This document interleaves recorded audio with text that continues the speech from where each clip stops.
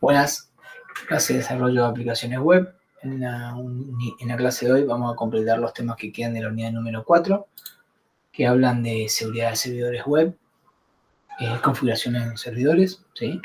Firewall y certificados digitales del protocolo SSL/TLS. En este momento que estamos en la materia, en la unidad 4, ya tenemos nuestra aplicación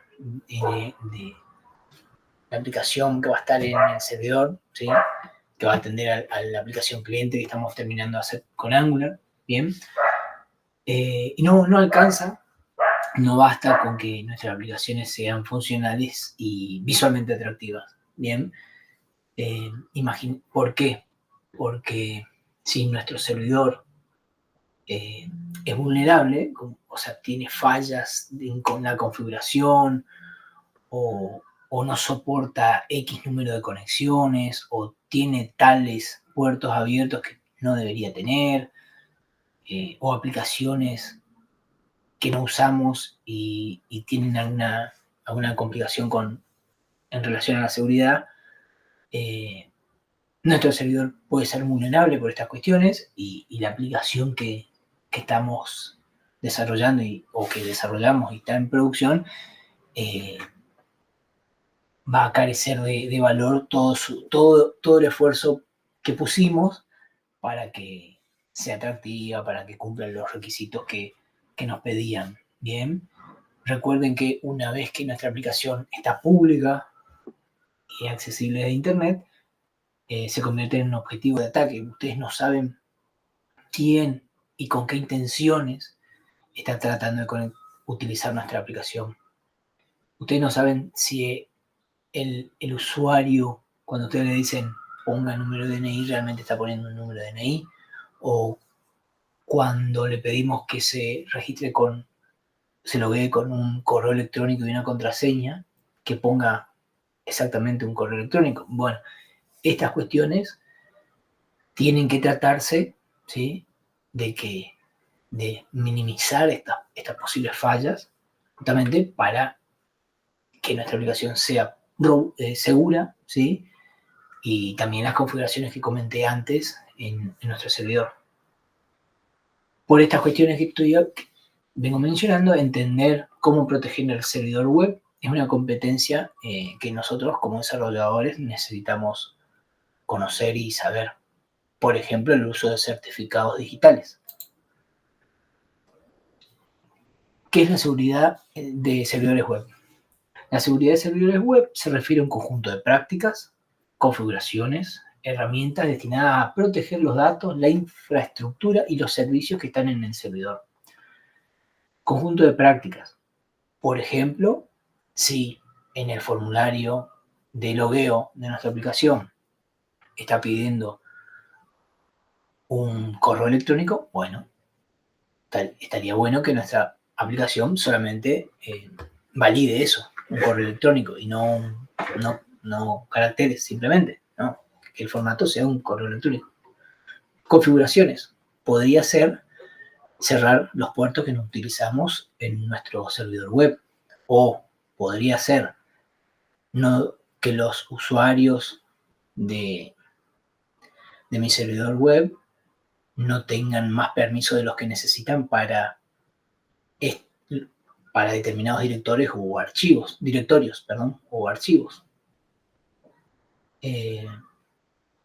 Y herramientas. Bien, herramientas tienen que ver con la utilización y configuración de un firewall, o podría ser el uso de un certificado digital. Bien, todo esto con el objetivo de garantizar la integridad de nuestra aplicación, ¿sí?, que nuestra aplicación no se vea comprometida, que no tenga algún hueco por ahí que le permita a un usuario, a un cliente malicioso, a un usuario malicioso, filtrar información o quedarse con determinada información.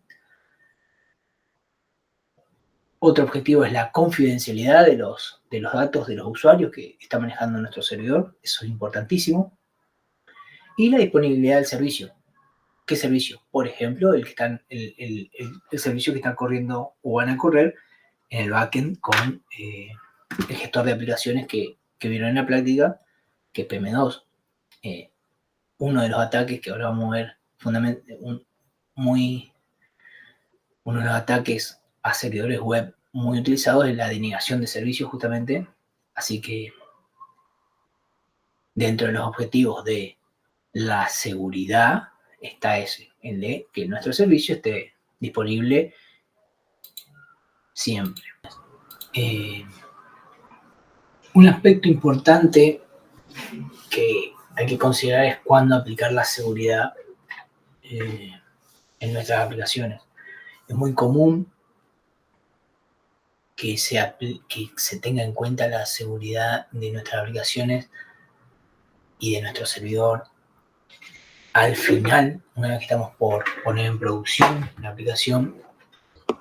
Y esto está mal, ya que la seguridad debe ser considerada en todo momento, desde el inicio del proyecto, así como a lo largo del desarrollo de nuestro proyecto.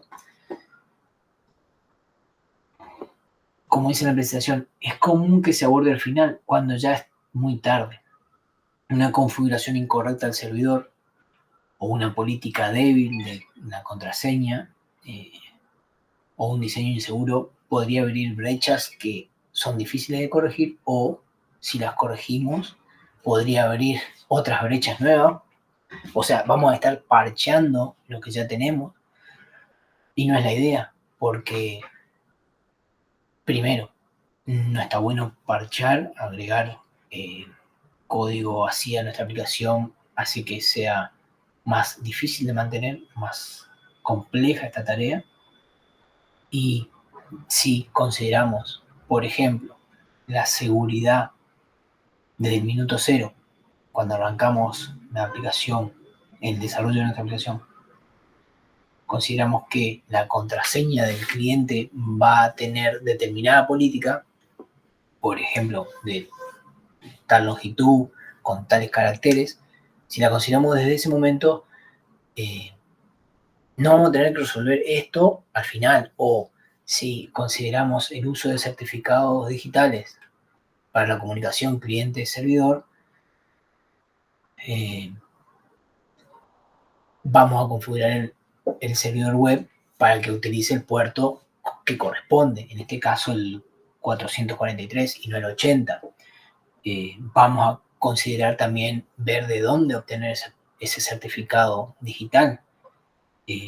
Imagínense que empezamos a hacer la aplicación, bárbaro, vamos a poner en producción, sí, bárbaro, ajá, y utiliza el certificado, es decir, tiene el candadito en la barra de navegación, tiene el candadito ese verde que se ve, que utiliza el protocolo HTTPS. Ah, no, bueno, agréguenlo. Para agregar eso, vamos a tener que reconfigurar nuestro servidor, y estábamos a punto de salir, ¿sí?, a producción. Entonces, las pruebas habría que hacerlas de nuevo, ¿sí? Toda esta generaría una pérdida de tiempo, ¿bien? Y por otro lado, como dice ahí, si llegamos no dice acá, pero si llegamos a resolver, podríamos estar abriendo otras brechas, otros posibles puntos de conflicto o vulnerabilidades para nuestra aplicación. Bien. ¿Por qué es importante la seguridad del servidor web? Bien, tiene que ver una pregunta medio que se resuelve, que se contesta medio con lo que estamos viendo, ¿no es cierto? El servidor web es, dentro de nuestra organización, empresa, es el núcleo, dice la presentación, es el núcleo de la infraestructura tecnológica de cualquier organización. Los usuarios de nuestra empresa o los clientes van a acceder a ese servidor, ¿sí?, para obtener determinado servicio o un archivo o un recurso, funcionalidades esenciales, dicen, ¿bien? Imagínense que esta gestión de la seguridad del servidor sea ineficiente o deficiente. ¿Qué pasaría si se filtra información confidencial? Y se perdería la confianza de los usuarios. qué pasaría si como clientes queremos acceder a una aplicación, ¿sí? a una aplicación cliente, perdón, a una aplicación que está al lado del servidor y demora o no responde. Perderíamos confianza de ese cliente también. Iría a buscar un servicio similar a otra empresa. Entonces, esta gestión deficiente de la seguridad en nuestro servidor podría provocar la pérdida de confianza, fuga de información, podría pasar que la configuración de nuestro servidor están mal gestionados los permisos que tienen los usuarios para, para, los, para determinados recursos, que esta configuración sea mala, esté mal hecha. Bien, y entonces un usuario que no tiene nada que ver con desarrollo acceda, por ejemplo, al directorio donde están las aplicaciones y las modifique, las copie, las lleve para otro lado, las elimine, rompa, ¿sí? Proteger un servidor web no es solo una tarea técnica, no, para nada, es hoy en día, más todavía hoy en día, es una responsabilidad que tiene que tener un equipo de desarrollo, ¿sí? Es necesario considerarla. En la siguiente presentación tenemos las principales amenazas a la seguridad en servidores web. Ahora vamos a verlas en detalle, cada una, pero tenemos la inyección SQL, que en algún momento de la cátedra la mencioné, ataques de fuerza bruta, ¿sí? Que mencioné, no mencioné, lo que mencioné hace un rato fue la denegación de servicios, el cross-site scripting, en donde le permitimos a un usuario inyectar scripts, generalmente JavaScript, en nuestra aplicación. Cross-site request foreign, también otro tipo de ataque, ahora lo vamos a ver. Referencia indirecta insegura a objetos y una mala configuración en el servidor. Bien. La primera amenaza es los ataques de fuerza bruta. Una amenaza de las más comunes, ¿sí? Contra los sistemas de autenticación de servidores web. La idea aquí es que el atacante o el usuario malicioso intenta adivinar la contraseña de los clientes, ¿sí? Podría ser una persona que vaya probando, o generalmente es un script o un bot que prueba distintas contraseñas, ¿sí? Hasta que las adivina. Si no tenemos una política de contraseña robusta, si las contraseñas que permitimos a nuestros clientes o usuarios son sencillas, se podrían adivinar y verse afectado de esta manera nuestro servicio, ¿sí? Nuestro servidor también. El funcionamiento de este ataque es un script automatizado, puede recorrer las palabras del diccionario y generar combinación o generar combinaciones de caracteres, ¿sí? Para ir probando contraseñas. Si no existe una medida de protección, dicho script puede adivinar la contraseña en minutos, ¿sí? Dependiendo de la complejidad de las contraseñas, ¿sí? Y de nuestra política. Algunas medidas de protección que podemos llevar a cabo para mitigar este ataque este tipo de ataque es el bloqueo de IP, ¿sí? Si vemos que hay que si detectamos este ataque, podríamos bloquear la IP. El tema es que generalmente esto se hace desde distintas IP, así que no siempre es efectivo. Podríamos limitar los intentos de inicio de sesión. Si vemos que un usuario erra en el primer intento, erra en el segundo, erra en el tercero, podríamos suspender la cuenta o darle determinado tiempo para que vuelva a intentar y después ir agrandando ese tiempo.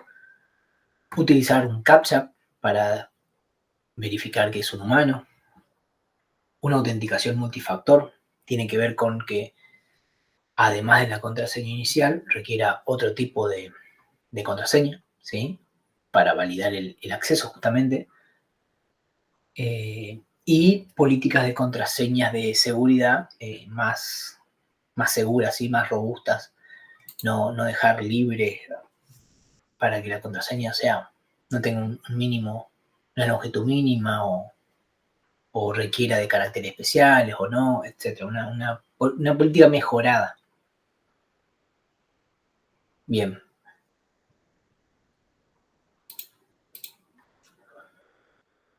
El siguiente ataque es la inyección SQL.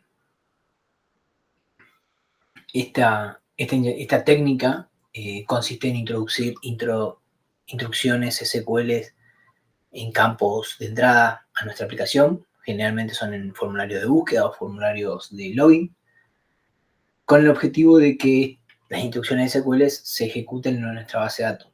Es decir, acá el usuario no intenta loguearse, no intenta buscar nada, sino que intenta enviar desde un input de nuestra aplicación una instrucción SQL. ¿Sí? Esto, ¿qué quiere hacer? Nada, acceder directo a la base. Y sí podría, si no hacemos una buena gestión de nuestra seguridad, tanto en la aplicación como en la base de datos, en la configuración de la base de datos, por ejemplo, podría hacerlo un usuario. ¿Por qué digo configuración en la base de datos? Porque si nuestra aplicación utiliza un usuario root de base de datos o un superusuario de la base de datos que tiene todos los permisos para eliminar, borrar, crear, borrar tablas, borrar bases de datos, por ejemplo, eso no está bueno, ¿sí? No está bueno que utilicemos desde nuestra aplicación un usuario de base de datos con muchos permisos. No, el usuario para conectarnos a la base de datos debería ser un usuario específico para esa aplicación con los permisos necesarios.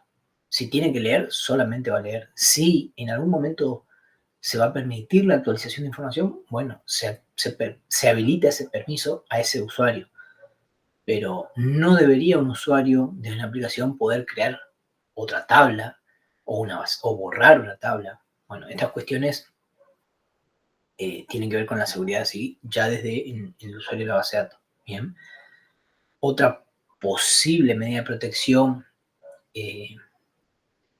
ahora sí, desde mi aplicación, podría ser la de sanitizar las entradas, sanitización de las entradas. ¿Qué quiere decir esto? Tiene que ver con validar los datos que ingresan los clientes. Por ejemplo, hoy dije al principio, estoy pidiendo un correo electrónico. Bueno, el formato es un correo electrónico. El rango mínimo, por ejemplo, si estoy pidiendo un DNI, el rango, ¿cómo sé que es un DNI? Bueno, porque tiene un rango mínimo de 8 dígitos y un rango máximo de 9 dígitos. Bueno, bien. O verificar el tipo de dato, ¿sí? Otra medida de protección es la que hicimos en cursos previos, como la de consultas parametrizadas, ¿sí? No concatenábamos el script que mandábamos a la base de datos, ¿sí? Sino que utilizábamos parámetros.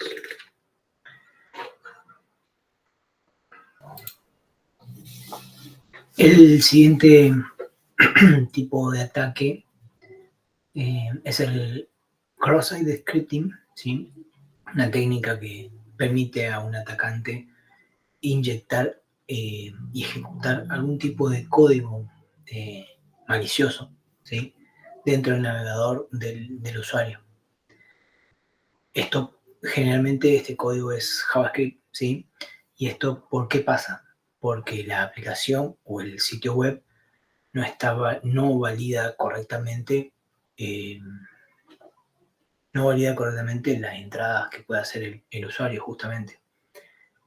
¿Qué podría hacer el código? Bueno, lo que ahí depende del atacante, lo que el atacante quisiera o pudiera hacer, ¿no es cierto? Desde modificar la pantalla, redirigir a otro sitio, ¿sí? como dice en la presentación, una vez que se ha realizado la inyección del código malicioso, el código malicioso puede llevar a cabo una serie de acciones dañinas, modificar el contenido del sitio, robar datos de usuario, porque el usuario podía estar logueado en en el home banking, por ejemplo, o en otro sitio donde en su correo electrónico, en donde tenga una cookie o un token de sesión, ¿sí?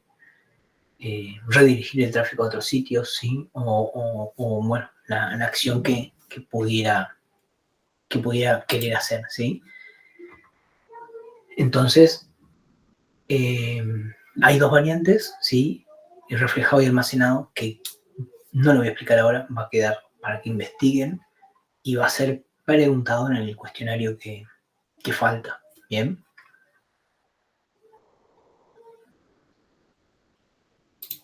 Pasemos al siguiente. Similar, algo parecido en cuanto al nombre, ¿sí? Cross-site request forensic significa una falsificación en la solicitud entre sitios, ¿sí? Tipo de ataque que permite al atacante engañar al usuario autenticado para que realice acciones sin que se dé cuenta, básicamente. Eh, Acciones no deseadas en una aplicación web en la que inició sesión. En este caso, el ejemplo es, estoy logueado en mi banco, ¿sí?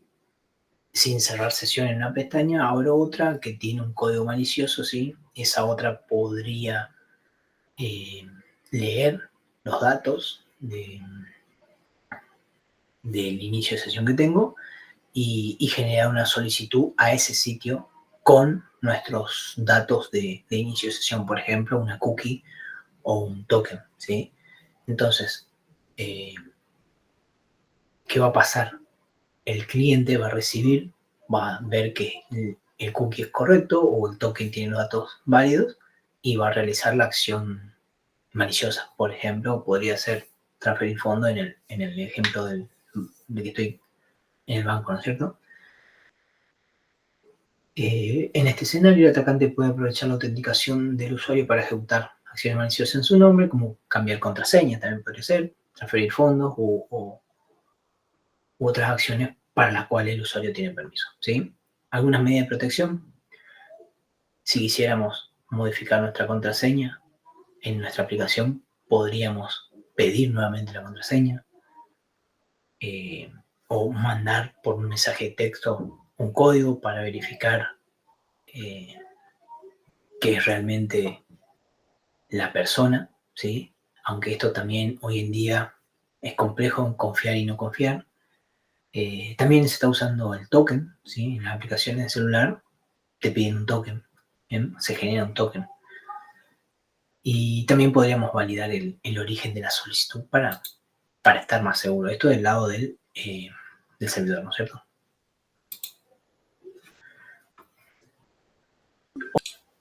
Bien, el siguiente tipo de ataque es Insecure Direct Object Reference.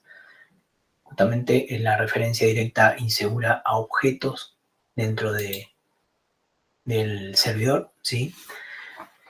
En este ataque el atacante accede directamente a objetos o datos restringidos mediante la manipulación de la URL a la que se accede, ¿sí?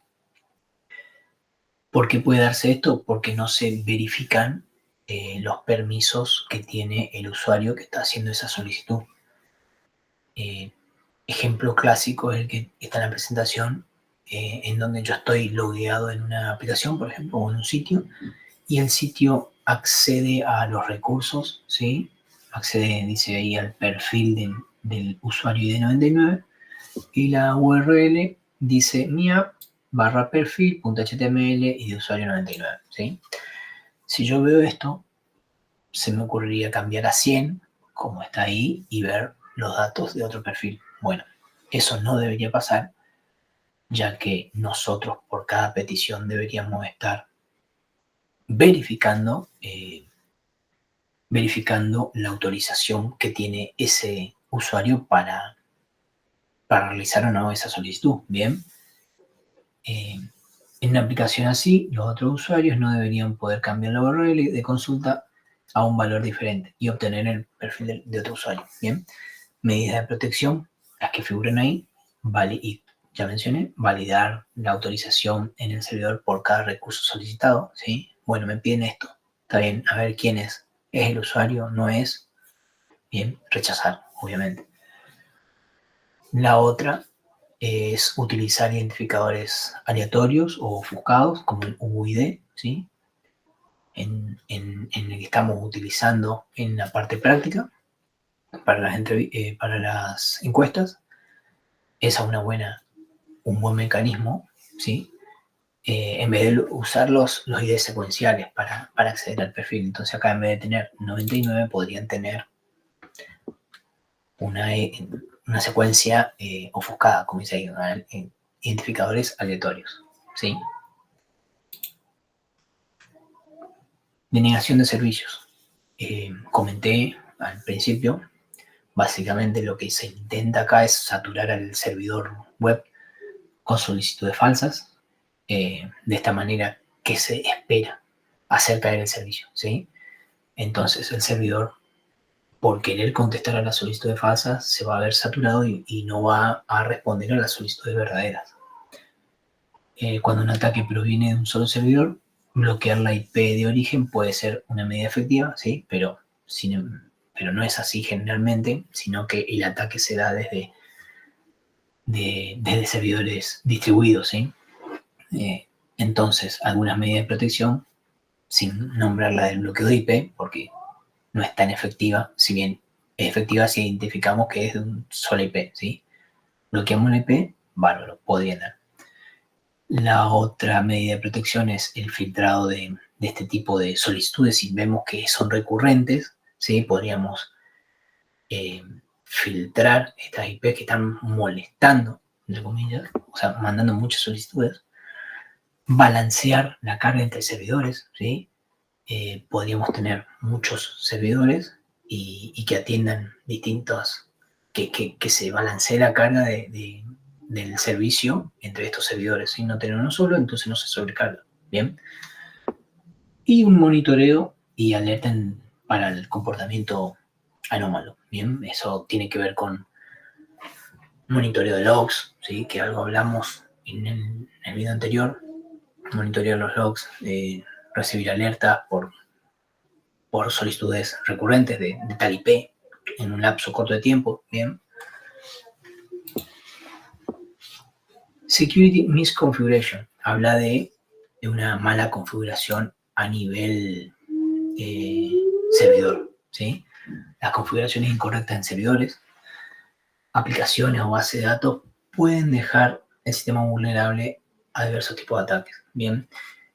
Un poco de lo que fuimos hablando durante todo este video, ¿sí? Ver, por ejemplo, no usar, hoy lo comenté, no usar el usuario root de la base de datos para hacer las consultas, tener un usuario para mi aplicación, actualizar, dice ahí, actualizar el software. Eso es importante porque generalmente las actualizaciones del sistema operativo o del software que estamos utilizando, por ejemplo, de Nest.js o alguna librería que estemos utilizando, generalmente las actualizaciones aportan mayores rasgos a la seguridad, ¿sí? O sea, no estancarse con las actualizaciones, ¿sí?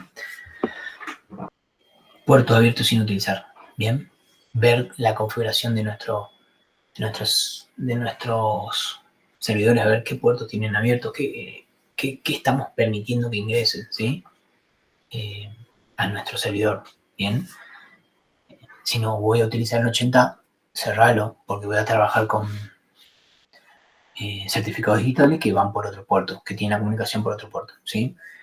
Aplicaciones instaladas que no utilizamos o no necesitamos, ¿bien? Una aplicación que quedó porque en algún momento se ocupó y después se cambió a otra versión más ligera o se cambió el proveedor o lo que fuera. Desinstalémosla, puede tener algún tipo de vulnerabilidad que nos afecte. Utilizar usuarios root, debemos utilizar usuarios con permiso limitado, un poco de lo que Ya hablé con respecto a la base de datos, esto habla de el usuario a nivel servidor, ¿sí? Servidor web también, ver qué usuario. Mi aplicación se va a lanzar con un usuario. Un usuario va a ser el dueño de la aplicación, va a ser el que ejecute, bueno, que no sea el root, ¿sí? Que sea un usuario para esa aplicación con limitaciones en cuanto a los permisos que tiene para hacer en el servidor, ¿sí?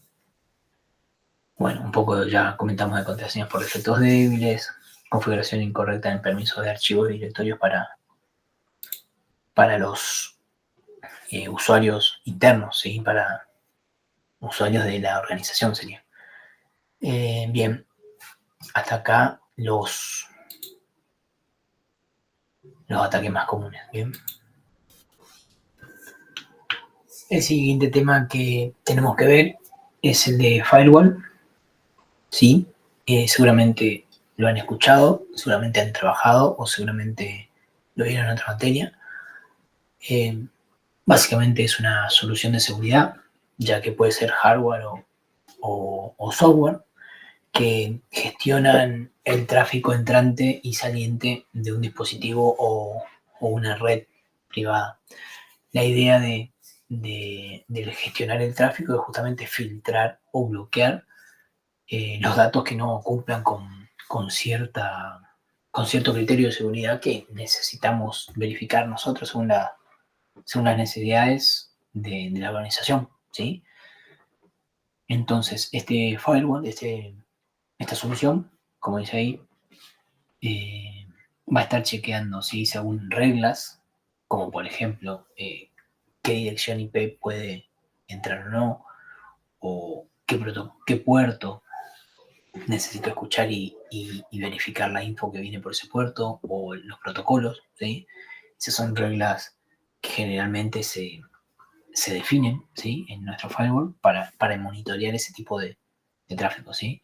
De esta manera se puede impedir el acceso no autorizado a una red interna desde fuentes externas, ¿sí? Y a la vez también controlar la salida de datos hacia Internet, desde adentro hacia afuera. ¿Qué vamos a lograr con esto? Bueno, vamos a proteger nuestra red, ¿sí? En la imagen se ve ahí el clásico monito, ¿sí? El cortafuego, y aparentemente está afuera ¿sí? Afuera, pero bueno, como dije, es una solución de seguridad. Puede ser un dispositivo externo, este es mi servidor web, podría estar acá, podría ser externo, o podría ser una solución por software, ¿sí? Que se gestiona dentro del servidor u otro servidor externo. Esto es la idea nomás.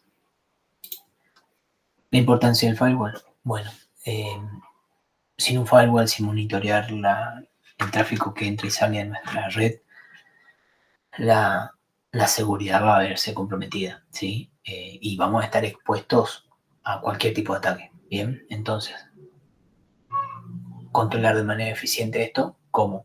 Escribiendo reglas que nos permitan saber qué puede pasar y qué no puede pasar, qué puede ingresar y qué no puede salir de nuestra red, ¿sí? Necesitamos un mecanismo robusto que garantice que todo el tráfico sea monitoreado, ¿sí?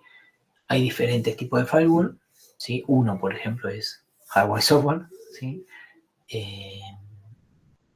Tarea para ustedes, investigar, ¿sí? Ya que en el cuestionario va a haber preguntas referidas a estos tipos de firewall.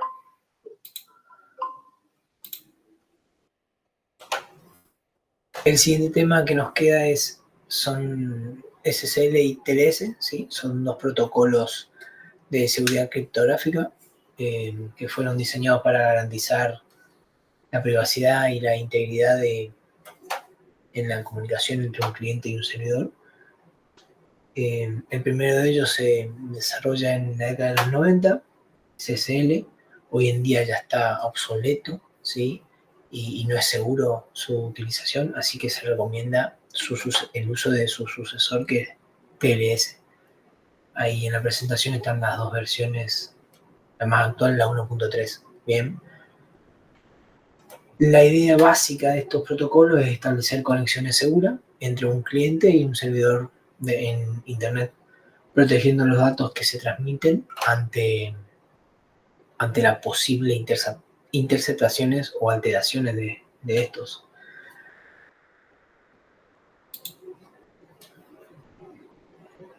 Para esto se utilizan certificados digitales, ¿sí?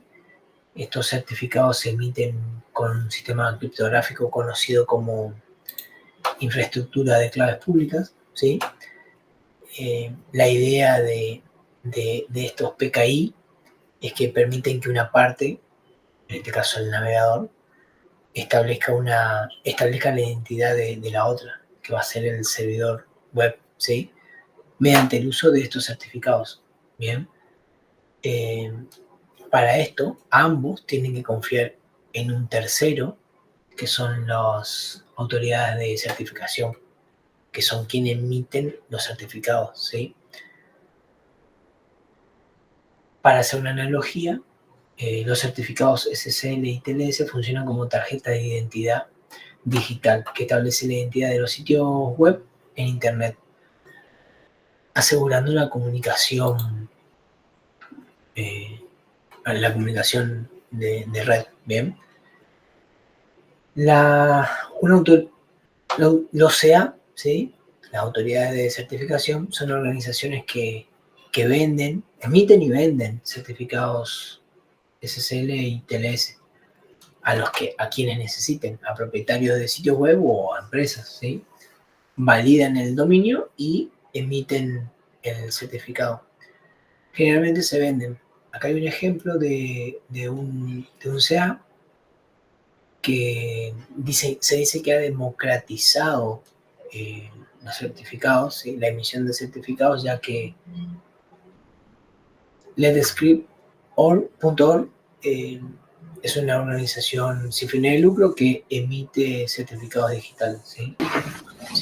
Bien, ahora, ¿por qué es importante el uso de certificados SSL y TLS? Bueno, como dice la presentación, proporciona una capa más de seguridad, ya que vamos a estar cifrando los datos durante la transmisión, ¿sí? Y con esto que vamos a evitar que alguien en el medio intercepte y pueda comprender esta información que estamos transmitiendo, ¿sí? Por otro lado, aseguramos también que la integridad de los datos, ¿sí? Aseguramos que los datos que se están transmitiendo entre el cliente y el servidor no fueron manipulados, ¿sí? O alterados, como dice la presentación. Por otro lado, también se establece una mayor confianza entre el cliente y el servidor, ¿sí? Bueno, van a encontrar muchas aplicaciones web o muchas aplicaciones móviles, ¿sí? O servicios en la nube. Generalmente, ejemplos clásicos son las APIs de pago o APIs de bancos, ¿sí? Que van a requerir la implementación de estos certificados si es que ustedes quieren interactuar con esas APIs. Básicamente hoy en día es muy utilizado. Bien. Bueno, hasta aquí la presentación.